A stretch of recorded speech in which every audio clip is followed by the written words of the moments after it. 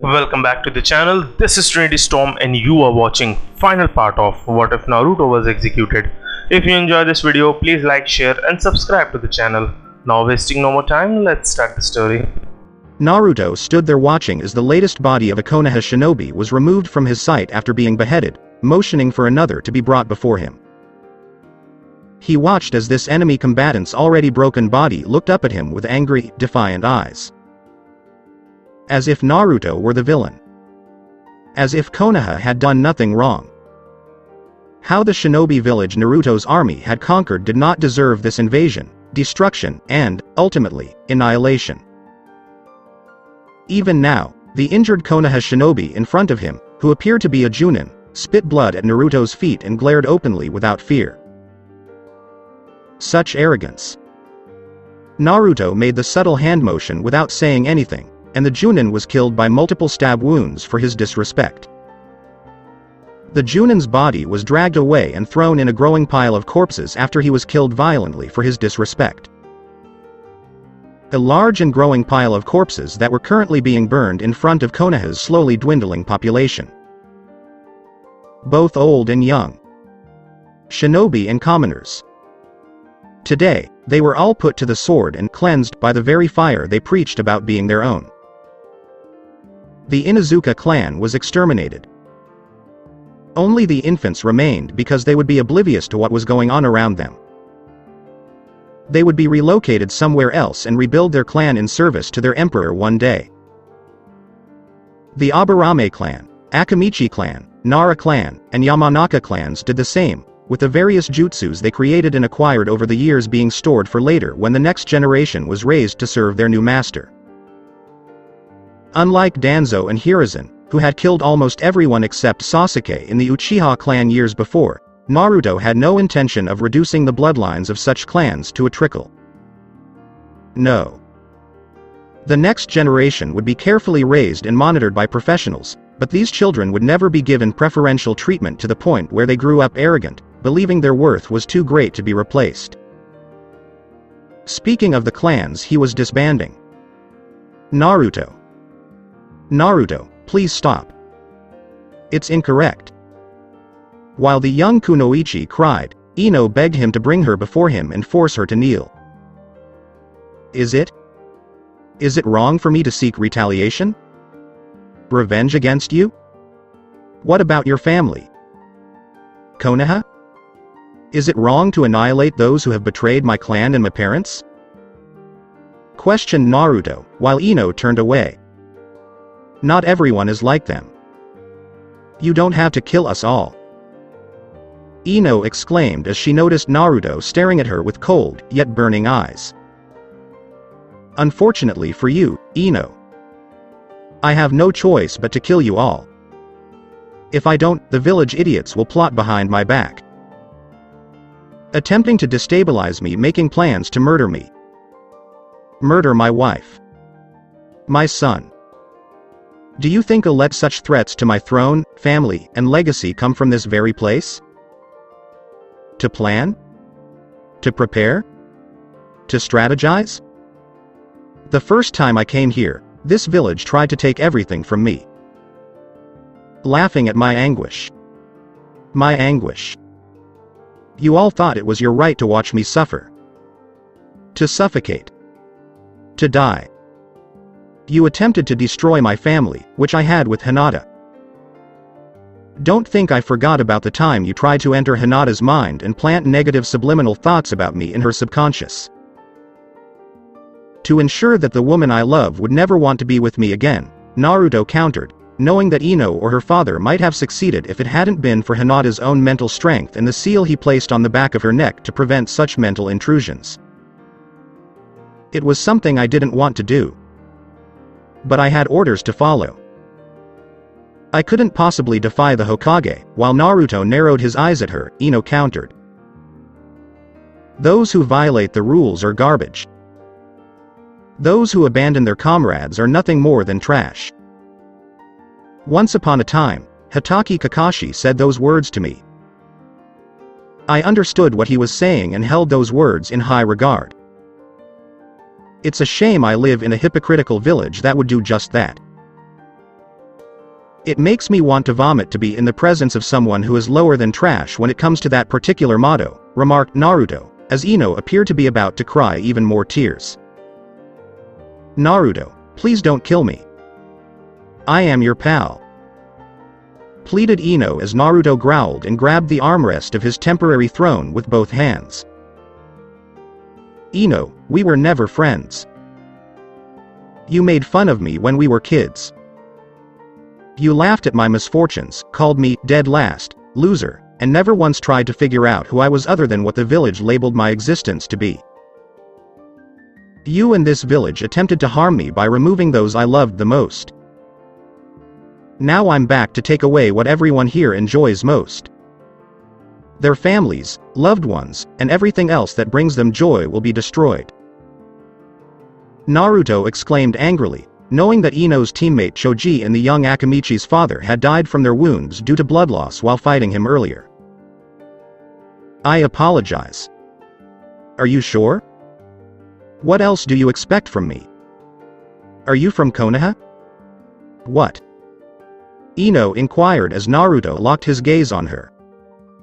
What am I looking for? What I want is for all of you to die for your crimes, Ino. I want Konoha to be a memory wiped away by the sands of time. I want Konoha to be remembered only in history books as a corrupt, filthy village like you. Naruto replied coldly before signaling for his Uzu-nin to behead the blonde Kunoichi. Naruto, you don't have to do this. I implore you. Stop doing this, pleaded Hiruzen before being struck by Naruto's power and crying out in agony. I'll ask for your opinion, Hiruzen, when I need it. So don't talk to me about showing mercy to these people. They gave up that right a long time ago, before he saw more shinobi or civilians brought kneeling to his feet, Naruto replied coldly. Each of them begged, screamed, yelled, cursed, or threatened him to let them out of the nightmare he had engulfed them in. This nightmare of dominance. The fear of no longer having a say in their lives. To see all of their friends, loved ones, and people they've known since childhood die before being thrown into a burning pile of corpses like trash. Naruto didn't care about them or their choice of words. Why would he even think about showing them mercy in the first place? If given the chance, Naruto knew they would either try to kill him or flee to another country to rally supporters to fight his army. Naruto knew from previous experiences that showing mercy to his enemies was a mistake he couldn't afford to make anytime soon. The only people worthy of his mercy, like Zabuza and Haku, had died at the hands of their enemies, albeit bravely. They died too soon, but Naruto was about to resurrect them from the afterlife, knowing they were no doubt content where they went. Haku was undoubtedly in the heavens with her family, particularly her mother, now that they had no fear of being hurt by others because of the power they possessed. Zabuza was probably in hell with the demons, but he was probably having so much fun that it felt like heaven to him. Why take them away from their happy place?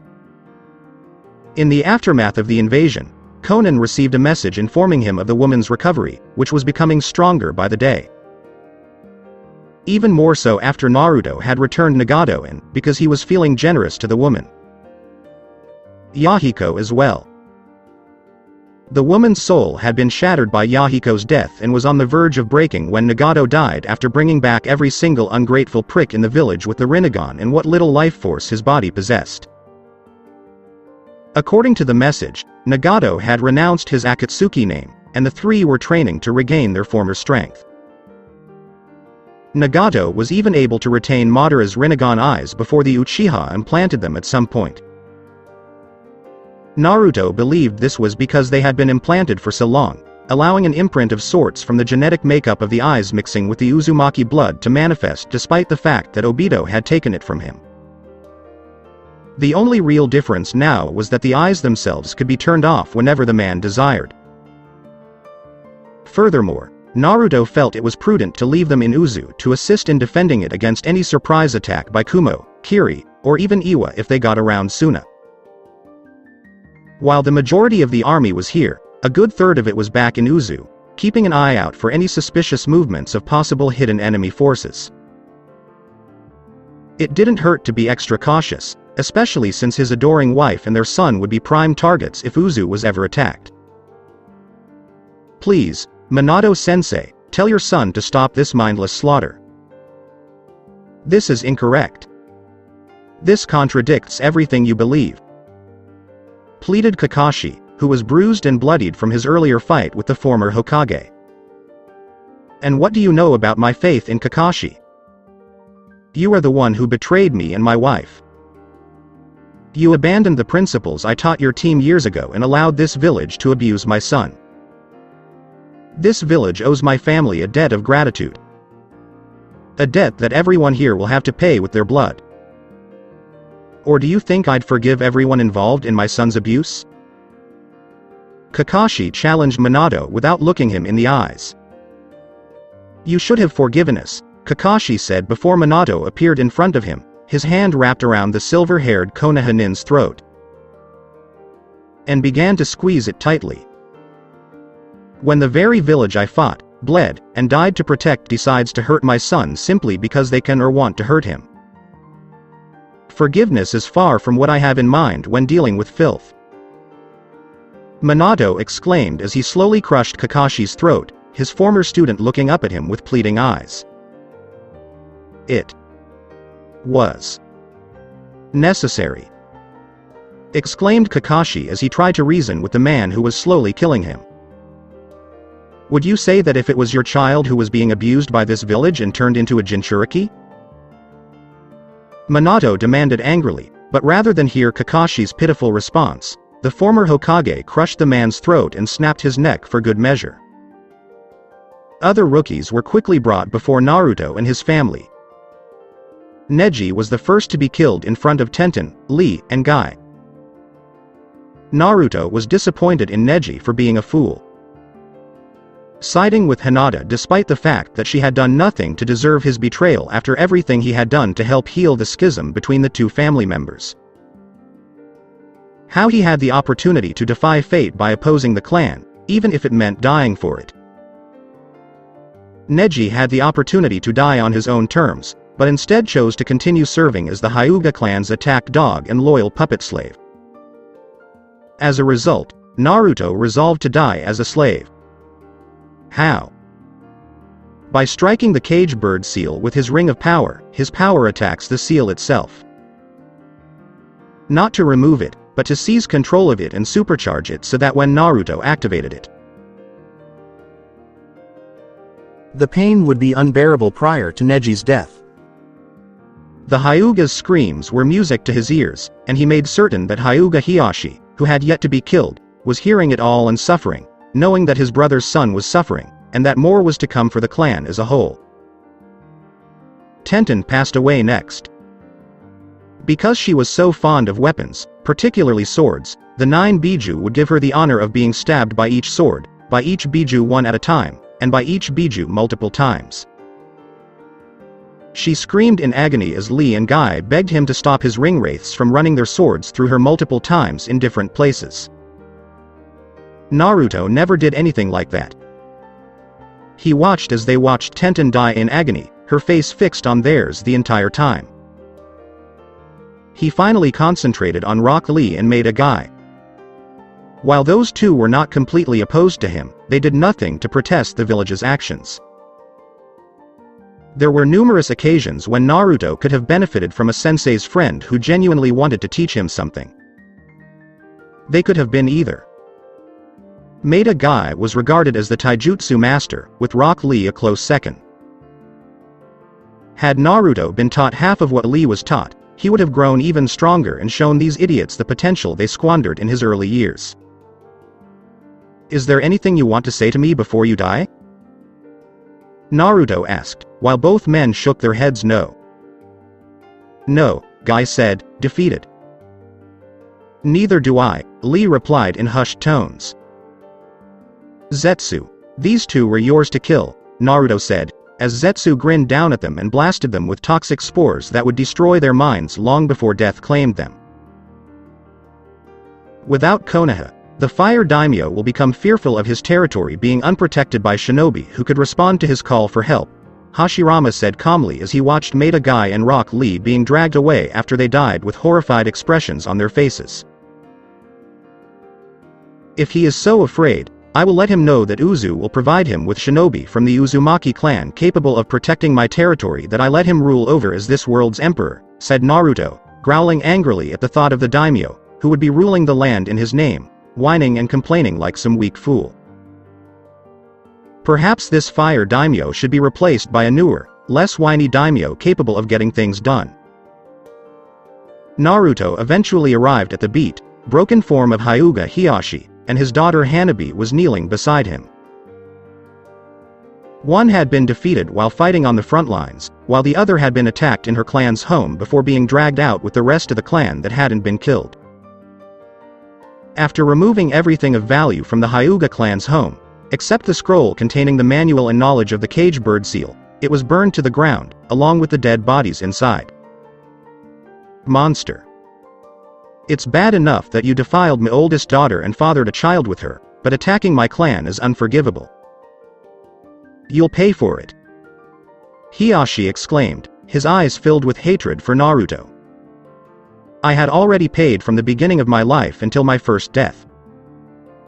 It's past time for you and everyone else in Konoha to pay off your debts. As for you, I believe I have found the ideal way to punish your clan and those who wish to bestow the cage bird seal on my son. Naruto said this as he mixed chakra and magical energies into his right hand before launching it at both Hyuga kneeling at his feet. The two Hyuga screamed in agony as they felt the burning sensation of something being branded onto their brows. Naruto made a mirror appear in front of Hiyashi and Hanabi when they were able to sit up, revealing what he had done to them. What exactly is this? What did you do to me? Hiyashi demanded as he looked in the mirror at his reflection. No. You did not. No. Exclaimed Hanabi while Naruto smirked at their reaction to what he did to them. Because the cage bird seal was tattooed on their brows.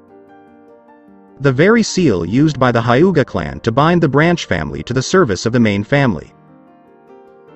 Hiyashi and Hanabi used the same cage bird seal on branch family members for years without regard for how the branch family felt about the issue. A quick death would be too much for you or your clan.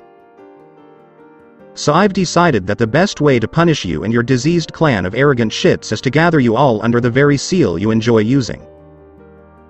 And it's not just you two who bear this seal. But every member of the main family in Konoha has it. With the exception of my wife and son, while staring at the two Hyuga in front of him, Naruto remarked. Monster. Don't you realize what you've done?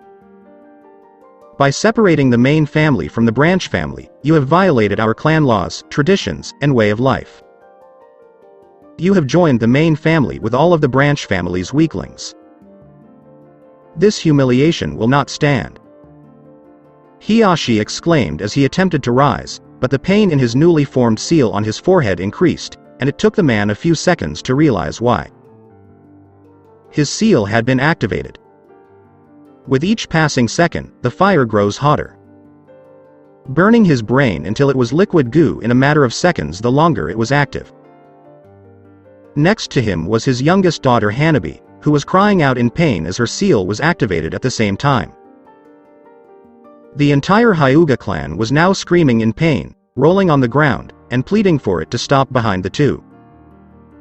Fortunately, Naruto, in an unexpected turn of events, did just that. If only for the moment. Hiyashi, how do you feel? How does it feel to be under someone's control? To feel the agony of being a slave? To prostrate yourself at the feet of your new master? How does it feel to know that your life is in the hands of someone else? Hiyashi looked up and glared at Naruto as he breathed heavily. Filthy demon filth. Is my failure as a mother aware that this is what you had in mind for us? Do you think she'll still love you after this? Hiyashi demanded, while Naruto chuckled. Normally? No. She refused. But, when I show Hinata what you had planned for her if she hadn't left with our child all those years ago, I believe my loving wife will make an exception. Hiyashi, you know what I'm talking about, don't you?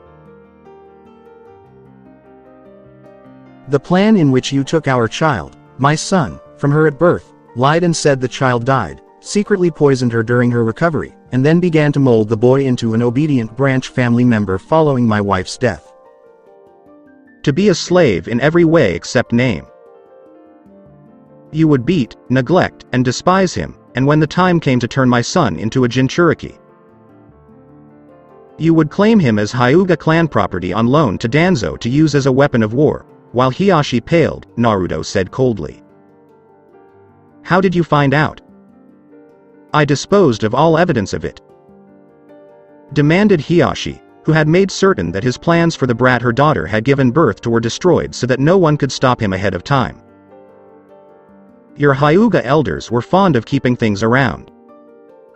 They believed that such plans should be preserved for the sake of the Hyuga clan and tradition. They apparently felt the need for a Jinchuriki as a loyal pet, and a slave to the clan was something they should add to make Hyuga untouchable. A new tradition in which they are on top and everyone else suffers. Specifically, my family. My men discovered the copies and informed me of your plans for my wife and son. So don't be surprised if I'm taking your actions personally. While Hiyashi gritted his teeth in rage, Naruto replied. Your son is a Hyuga with tainted blood from your Uzumaki clan ancestors running through his veins.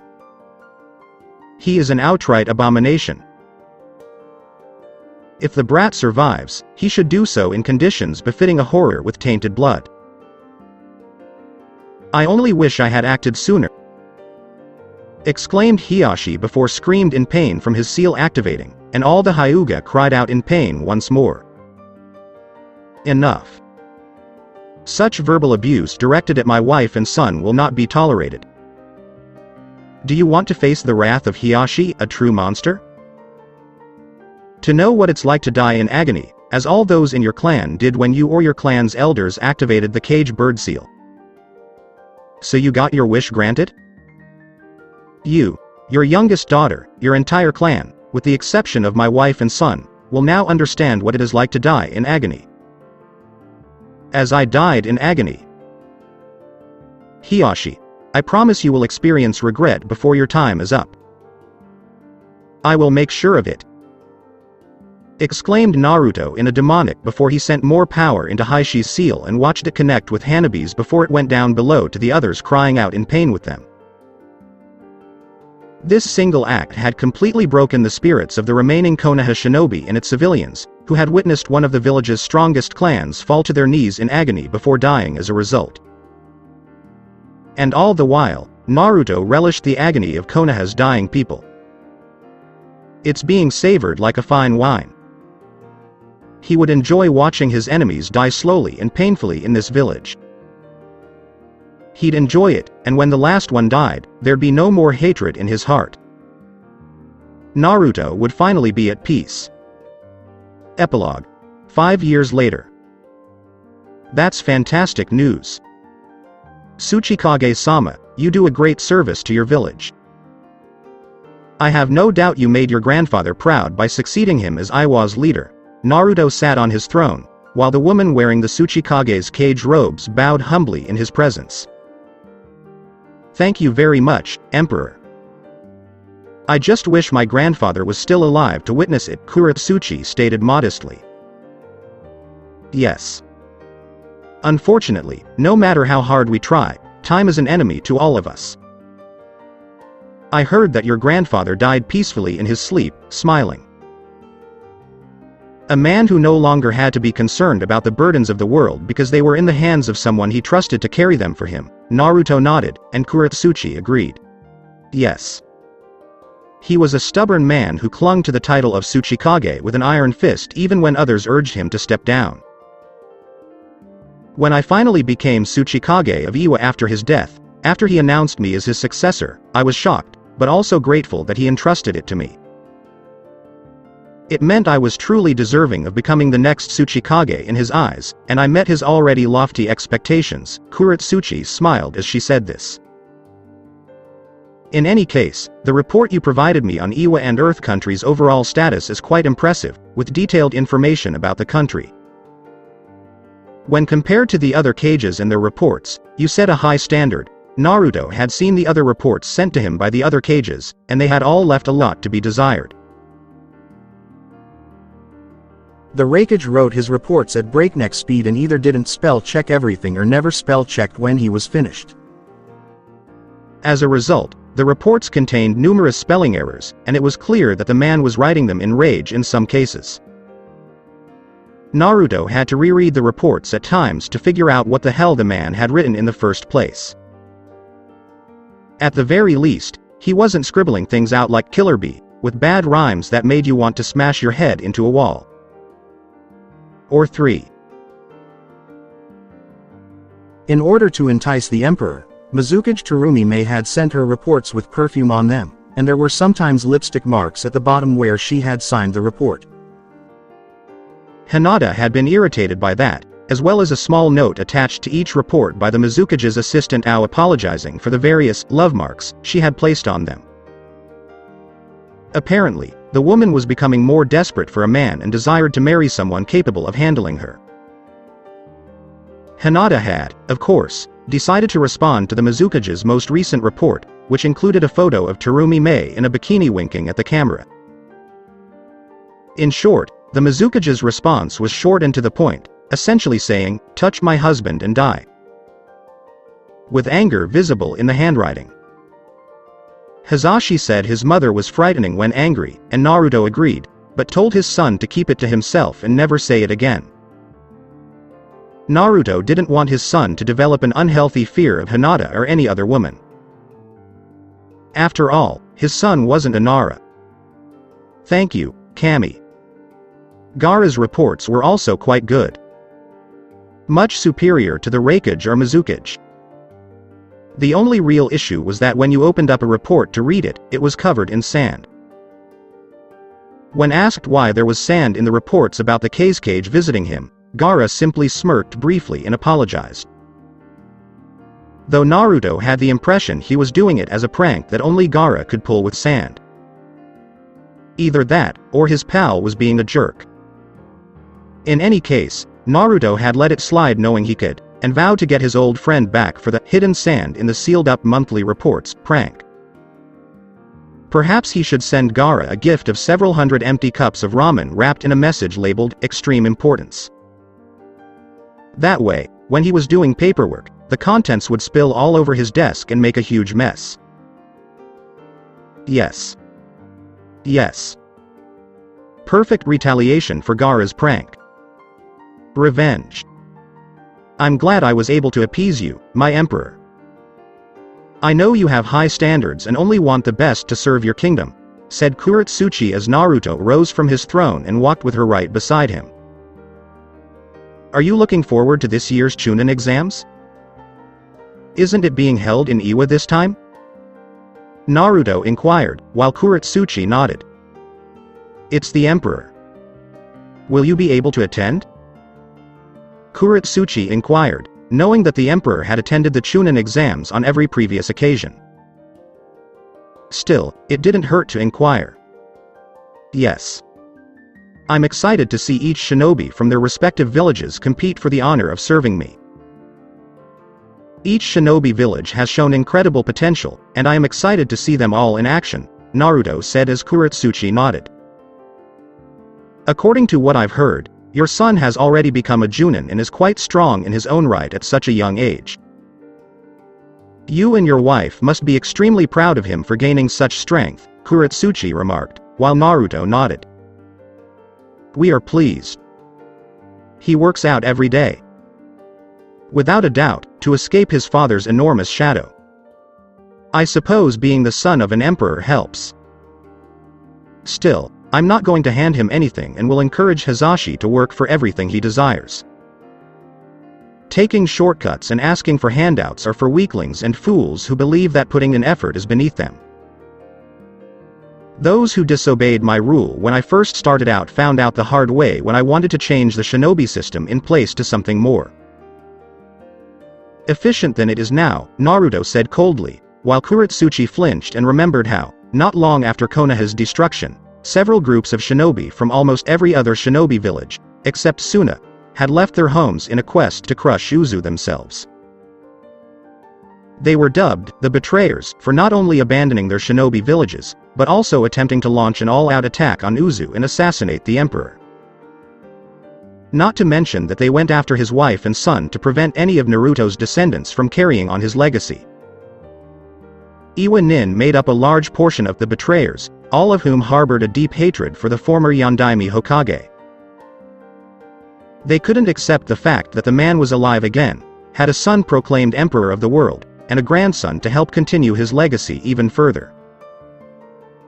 Kumo Nin joined in the hope of capturing the emperor's wife and bringing her back to Kumo, where the village would use her for breeding and they would be pardoned. Some former Kiri Nin had joined, and they were doing this to end the bloodline of the Uzumaki clan because they had a hatred for bloodlines since Yagura was in power, and they had never let that hatred go. Prior to their betrayal, they only obeyed the current Mizukage because she was too powerful and had too many people loyal to her to remove from the position of Mizukage. When they failed to achieve their objectives, it was a bloodbath. Naruto was well aware of them thanks to the Uzumaki clan's worldwide spy network. It was so good that a spider couldn't eat a fly caught in its web without Naruto discovering it. The Betrayers were led by the nose to their intended target and were quickly surrounded by Naruto and his forces. The now named Emperor's face was filled with rage as he led his army against the much smaller one they had trapped deep within Uzu territory. Naruto had not been kind to them after he had killed his enemies. Naruto had their bodies skinned and crucified on the shinobi village walls where they were born after they died. Not only that, but Naruto ordered that they remain in this position for 6 months so that everyone would remember what he had done for a long time. It made no difference that these men and women were missing nin from their respected shinobi villages. Naruto was going to make it clear to everyone that his enemies would face this if they tried anything. Kuretsuchi had done everything in her power since becoming Tsuchikage to demonstrate that she not only supported the emperor, but also Iwa. She wasn't blinded by old hatreds, and while some were outraged by Naruto's actions against their former shinobi brothers and sisters of Iwa, Kuretsuchi, like the majority, knew that such old hatreds would destroy them. She didn't want to be destroyed, and she didn't want Iwa to be destroyed because of the stupidity of others in her village. Especially since the emperor had been so kind as to divide up the many children from the various clans destroyed after Konoha fell to him. After the majority of these children went to Uzu, Iwa, Kumo, Kiri, and Suna all benefited greatly from this gift. The Aburame clan was given to Iwa because their connection to insects was similar to another bug clan in their village. The knowledge from the scrolls Naruto had copied was also sent to them to aid in their development. Kumo received some Hyuga children, as well as clan scrolls on the Gentle Fist, but Naruto warned him that if those children were raised to be used as breeding stock, Kumo would know his wrathful hand, and what happened to Konoha would happen to them. The Raikage had become something of a de facto father figure to the many orphaned Hyuga now living in Kumo and didn't need to be told twice. Suna was given the Nara clan children because they would not only be useful in strategizing how to fight in difficult terrain, but Naruto also knew how much the Nara clan members enjoyed watching clouds in the sky. Suna was mostly desert, so seeing clouds in the sky wouldn't be a problem as long as they didn't fry their brains in the hot sun. Fortunately, Naruto was confident that Gaara would keep the Nara clan members who watched clouds from becoming too lazy. Kiri was given the Yamanaka and Akamichi clans. The former done to aid in the overall mental process of keeping the bloodthirsty tendencies of their shinobi they would produce in check. The Akamichi would also be a valuable addition given their ability to change size being useful in terms of defending Kiri or construction-based reasons to aid in the rainy season due to the increase in flooding springing up from time to time. What remained of the Inuzuka clan was eventually absorbed into Uzu. They would serve as the Uzumaki clan's and Emperor's proverbial guard dogs. They would be fully trained to detect, track down, and eliminate any threats to their master. Mitarashi Anko's child was doing well in terms of being properly raised, thanks to the appointment of Konan and Nagato as the child's legal guardians. They had not been told about the boy's parents' background. All the two knew was that the boy was an orphan, without a mother or father to love him, and that he desperately needed such parents in his life. So those two loved the child as if he were their own, and Yahiko was willing to be the caring uncle who spoiled the child in his own unique way. All the while, Mitarashi Anko was imprisoned in a dank, dark cell, practically broken in mind, body, and soul. All in the belief that her child had been abducted before it could take its first breath. And for what purpose? As a result of her? It was unjust. Anko had become enraged when she first learned of her child's death from Naruto, cursing the man from her cell and vowing to harm him as he had done to her. When she escaped from the cell he had placed her in, she planned to kill him and do other heinous things. But as time passed, Anko's determination to kill Naruto faded as he never came to see her again, and the woman's anger gradually turned into self-pity as she reflected on how things had come to this. Her confinement in a dank, dark cell, alone, with the child she had carried forever lost, was not his fault, as Anko first thought.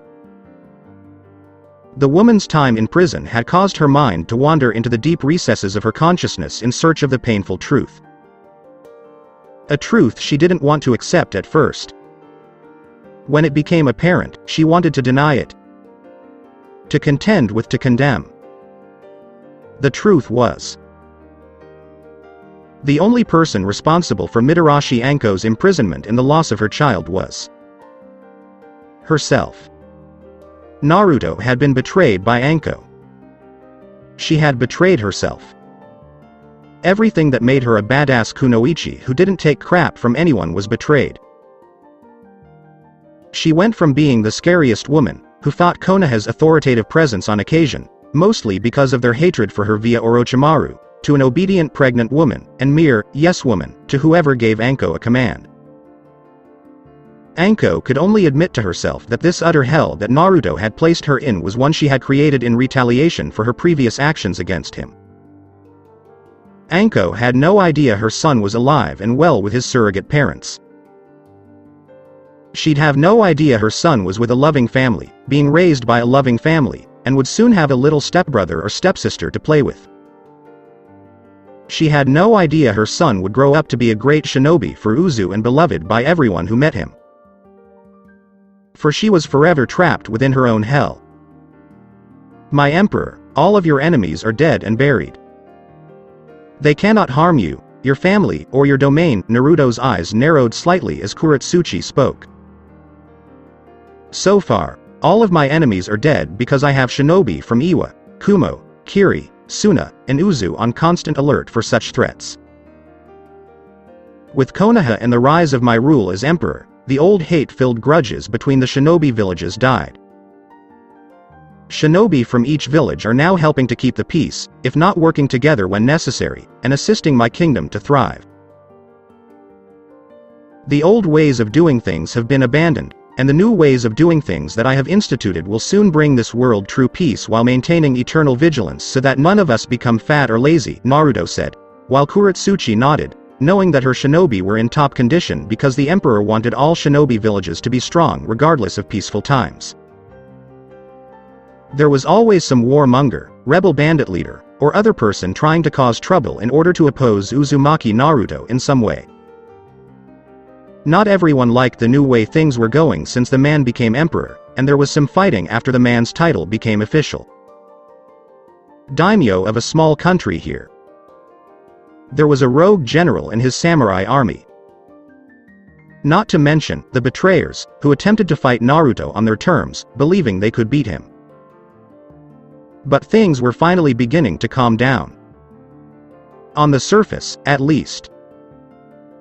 Naruto understood that the cost of his kingdom being officially whole and at peace was perpetual vigilance.